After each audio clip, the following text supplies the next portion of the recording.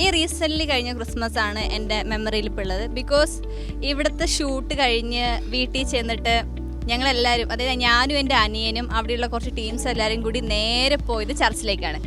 അവിടെ പോയി ചർച്ചിൽ പോയി നമ്മൾ പുൽക്കൂട് ഒട്ടും ടൈം ഉണ്ടായിരുന്നില്ല, കാരണം ഒരു പ്ലാനിങ്ങും ഇല്ലാതെയാണ് ഞങ്ങൾ നിന്നത്. പക്ഷേ ശരിക്കും പറഞ്ഞു കഴിഞ്ഞാൽ അവിടെ CMS-CSCയിലുള്ള ആൾക്കാരെല്ലാവരും കൂടി, അതുപോലെ തന്നെ പള്ളിയിൽ ബാക്കിയുള്ള കുറച്ച് എല്ലാവരും കൂടി തന്നെ നമ്മളൊരു പുൽക്കൂട് ഉണ്ടാക്കാൻ തീരുമാനിച്ചു. പക്ഷേ ഞാൻ ചെന്നിട്ട് എന്താ പറയുക, പുൽക്കൂട് പെയിൻ്റ് അടിക്കുക, അങ്ങനത്തെ വലിയ വലിയ ജോലികളൊക്കെയാണ് ഞാൻ ചെയ്തത്. ശരിക്കും പറഞ്ഞു കഴിഞ്ഞാൽ ഐഡിയാസ് കൊടുക്കുക, അതിലെ കനാല് പോട്ടെ ഇതിലെ പോട്ടെ എന്നൊക്കെ പറഞ്ഞാൽ ഐഡിയാസ് കൊടുക്കുക, അങ്ങനെ രാത്രി വരെ നിൽക്കുക. അങ്ങനത്തെ ഒരു നല്ല രസമായിരുന്നു കഴിഞ്ഞ പ്രാവശ്യത്തെ ക്രിസ്മസ്. അതിനുശേഷം കരോളിന് പോവുക, എല്ലാം ഒരു ഹറിബറി ആയിരുന്നു ശരിക്കും. അപ്പോൾ അത് എനിക്ക് ഒരിക്കലും മറക്കാൻ പറ്റത്തില്ല, ബിക്കോസ് എല്ലാവരും ഉണ്ടായിരുന്നു.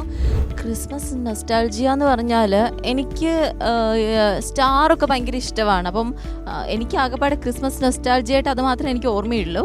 ചെറുപ്പത്തിൽ ഞങ്ങൾ അച്ഛനധികം സ്റ്റാറൊന്നും അധികം വാങ്ങിച്ചു തരില്ല, അങ്ങനെയൊക്കെ ഉള്ളതായിരുന്നു. പക്ഷേ ഞങ്ങളൊരു വീട്ടിലേക്ക് ചെന്നപ്പോൾ അവിടെ സ്റ്റാറൊക്കെ ഇട്ടിരിക്കുന്ന കണ്ടിട്ട് ഞങ്ങൾക്ക് ഇഷ്ടപ്പെട്ട് അവിടെ നിന്നൊരു സ്റ്റാറൊക്കെ അടിച്ചു മാറ്റിക്കൊണ്ട് വന്നു, അങ്ങനെയൊക്കെ ഉണ്ടായിരുന്നു.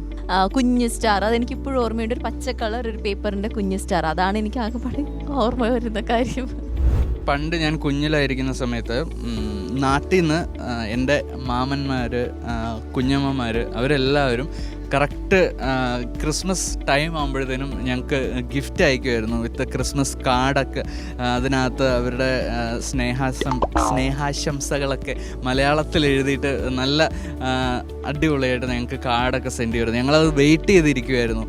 അപ്പോൾ അത് ഭയങ്കര ഒരു നൊസ്റ്റാൾജിയാണ്. കാര്യം ഈ കാലത്ത് ആരും കാർഡൊന്നും അയക്കുന്നില്ല. സോ നല്ലൊരു മെമ്മറിയാണത്.